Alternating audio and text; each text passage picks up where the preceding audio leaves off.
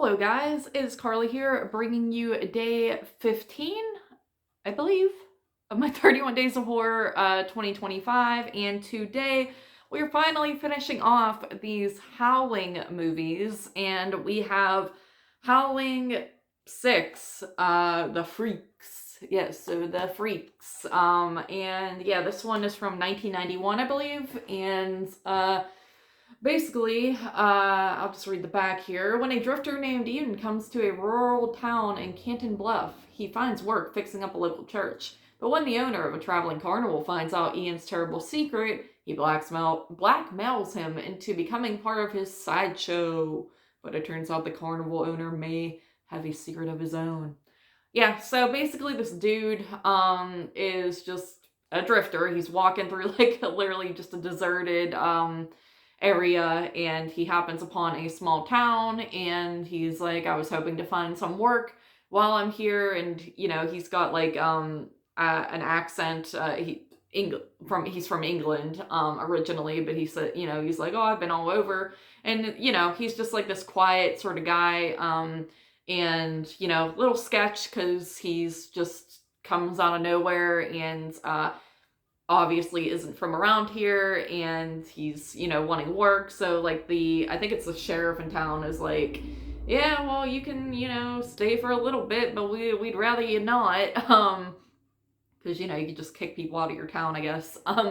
But so this pastor hires him to like help fix up a church, and everything is going la-di-da-di good. And then meanwhile you have like this carnival circuit, or circus or whatever, of freaks and stuff. And this guy happens upon him and finds out that basically the main character Ian is a werewolf. And there's section Ian's like trying to hold back his werewolfism and tries to get out of town and stuff before it comes upon him on the full moon, but then he ends up getting captured by the carnival person and locked in a cage and everything. So yeah, things kind of go from there.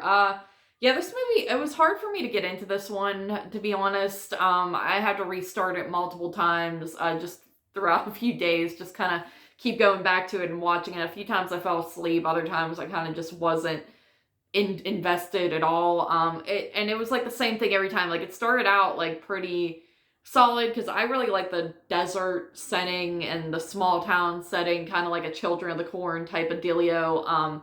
Big fan of that. Just a small town, not many people live in the area type of thing. So I enjoyed scenes with that because you do get a few scenes of just showcasing the town throughout the movie, and it feels very desolate and kind of eerie. So for that, I like the setting. And I thought I would be into this one because of the whole carnival thing, because I usually do think that's a cool idea for a horror movie and whatnot, but it just wasn't really doing it for me. I found myself getting a little bored. I didn't really like the actors in this film all that much, just the characters and everything like that. They just weren't really entertaining in my opinion. The werewolf stuff is like okay. There is like a transformation scene that looks pretty decent. It looks painful and everything. Kind of reminds me more so of like American Werewolf in London. I don't know why I struggled so hard with that. But where you just see like the hands like slowly grow, and it just looks like it would suck to be a werewolf.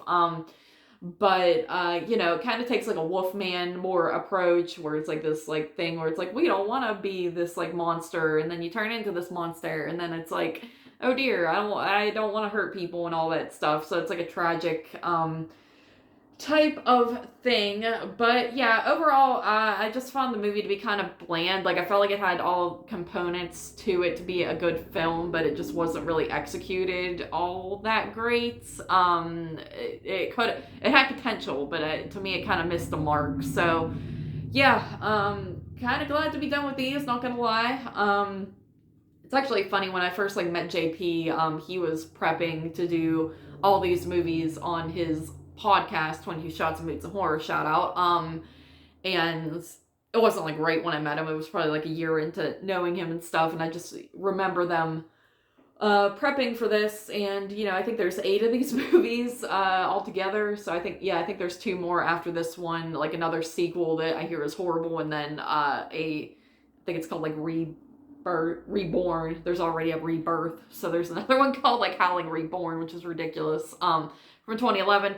But yeah, and I thought that was crazy. They were watching all these movies, and he said, yeah, it was pure torture. So yeah, and I just, you know, I watched 3 of them, and it wasn't that bad. Like I didn't think these 3 were all that horrendous or torturous to watch, but I also didn't like jam them all together in one sitting or anything like that. So they're just very generic, I guess you could say. Like especially this one, it just felt like I it felt cheap. It almost felt like a Full Moon type of film, which I've come to find I'm not a huge fan of. But sorry, yeah, Full Moon just really isn't for me, and that's kind of what that's the vibe I got from this. So anyway, yeah, Howling 6, The Freaks, I would give it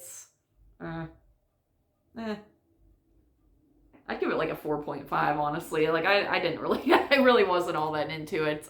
Again, had a lot of potential, just none of it really worked for me. So yeah, 4.5 out of 10 for Howling 6. Thank you guys for joining me here for day 15, and I'll see you tomorrow for day 16.